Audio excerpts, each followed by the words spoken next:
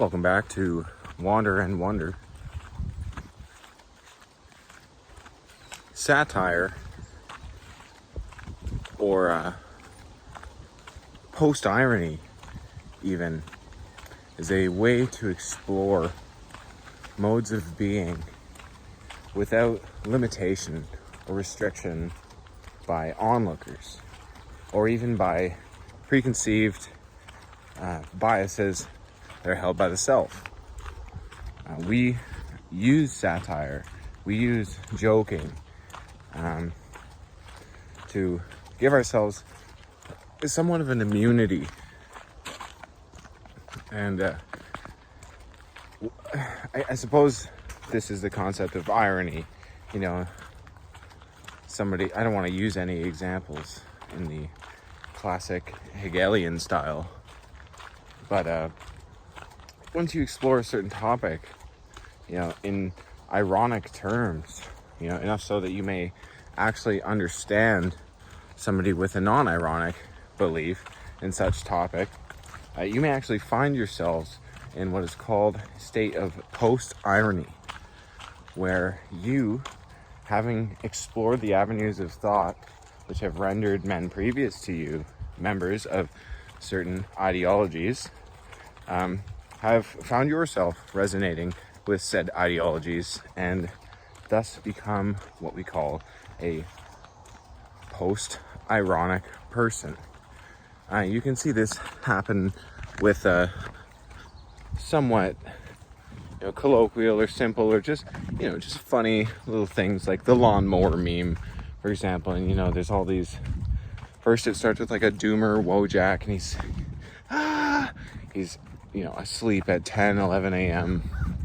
on a weekend, and the sun's beaming in through his curtains. It's a beautiful day out there, and his neighbor just decides to mow the lawn, with an extremely huge power riding mower, just super loud, super annoying. And you can see that's such a meme on both sides, the person. But generally the way that we start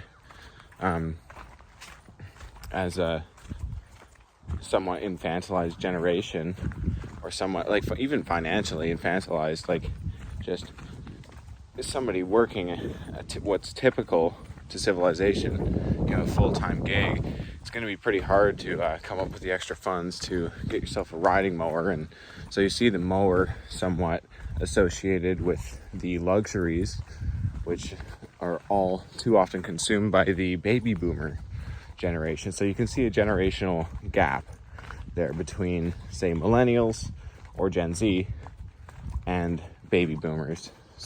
But what ends up happening is those who are able to rise above the dichotomy, rise above the false division, of these fellow men, despite generations, ones who are able to reconcile their differences, are able to look into a future, free of any type of attack, free of any type of restriction, through the lens of post-irony.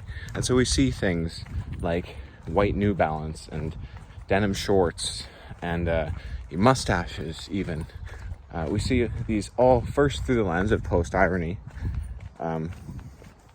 or first through the lens of irony, where we're thinking haha, that's so funny. That's actually, that is part of the meme, the way that we've been able to construct this category of idea as part of the meme. The white New Balance, the denim short. Okay, and anyways, now you've got the riding mower, maybe you got a cup holder, and you're thinking to yourself as a millennial or as a zoomer, damn, this is pretty fun. This is pretty funny. I can see why people would enjoy this. But these are things that kind of began as a joke, or almost as a reactionary, hey, look at me, I'm one of those people, as opposed to one of, quote, us, or one of them.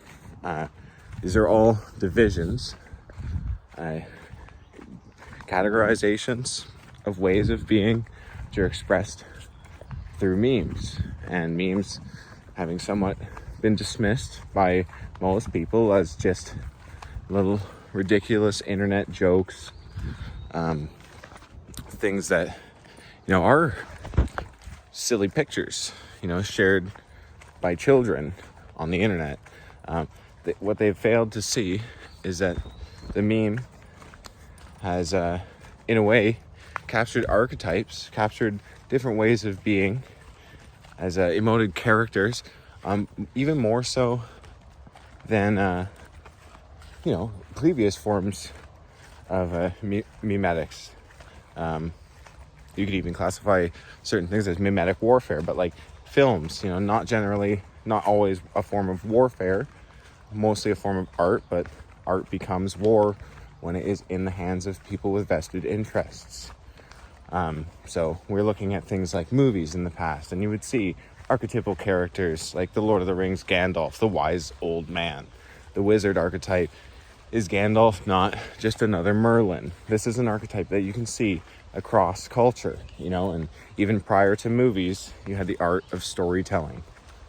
Storytelling, another way to capture the archetype, and not just archetypal characters, but archetypal journeys, that of a boy to a man, like that of an innocent to a hero, through certain acts, and you could even say initiatory acts. You can watch the transformation of archetypal personalities into other archetypal personalities.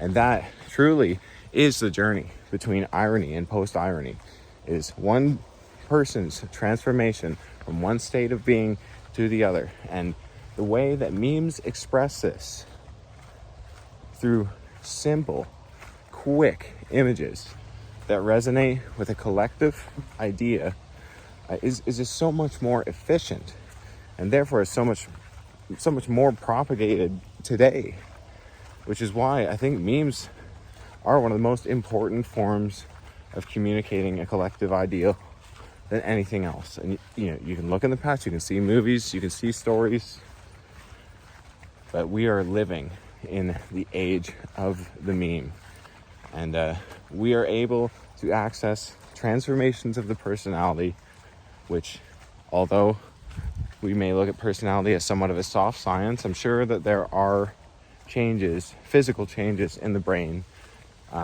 similar to that of somebody who practices long forms of meditation, maybe not even necessarily knowing that they're doing that, but just driving home, eyes on the end of the road with the windows up in silence and the sound of their own thoughts as they come and go and return to that silence. You're able to look at studies which have said that people that practice certain forms of meditation, I'm not going to remember which specific form right now, but are noted to have higher amounts of gray matter in the brain, which, as far as I know, is somewhat of a random access memory, just how much power is traveling between various synapses, various areas of the brain. How fast can you recall this specific event, and how can you jump through the hoop to find a relation between the current subject at hand and the one that you are trying to externalize. You receive the thought in somewhat of a package all at once, and then not only do you have to recall it, but you have to be able to verbalize it. So we're looking more at the actual recall. There's always going to be those ideas that people have a hard time verbalizing, but in this case, you're able to look at certain behaviors which reflect certain transformations in the brain, and transformations in the brain beget transformations in personality. You can see this with people that have trauma to the head. You can see this with people who have taken psychedelics. There are things changing up there, and therefore individuals are transforming through acts. Skeeters are out today, boys. Well, this is basically to say, don't let the meme be a dream.